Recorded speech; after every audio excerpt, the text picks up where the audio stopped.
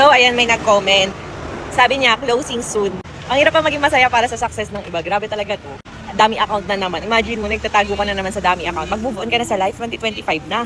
At least ako, may pang-open, di ba? Fully paid, walang utang. Saka ka na mag-comment ng ganyan kung may pang-open ka. Okay na nga yun, kahit open, close po kung ano mang business. At least, kaya mag-open ang business, di ba? May mga business lang talaga na parang nagiging impulsive tayo, na parang, ay, ayoko na pala nito, para mabilis pagbago yung isip. Pero at least, ayan na, tingnan nyo, ang bilis lang. Naisipan ko lang to kahapon. Ayan na, may laundry station na tayo na yun. So, ayan, matuto kayo maging masaya sa tagumpay ng iba, pumalakpak sa tagumpay ng iba, and mag-focus sa sariling buhay para kayo naman next ang umangat sa life. Kasi bantay kayo ng bantay sa buhay ko, imbes na nagagawa kayo ng way para umasenso sa buhay. Tingnan nyo ako, di ba?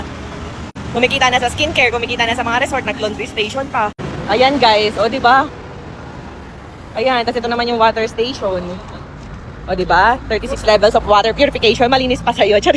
Ayan. And guys, along highway pa yan Ayan na ang water station. Grabe yung machine natin pang malakasan. So, ayan. Focus lang sa sariling life. Kaysa naman focus ka sa akin. Boring ba yun sa'yo? So, opening na to, July 19, 9 a.m. to 6 p.m. Kita-kits sa opening. Grabe yung mga pa-promo natin. Plus, may mga pamigay tayo na loyalty card. Ay, dito. Mamula yung aking pisngi. And Charmaine, itong property na to is amin. So itong along highway property, hindi kami nagre-renta, titulado to, nakapangalan sa amin mag-asawa. So kahit bukas gawin ko na tong panaderia, wala ka na doon.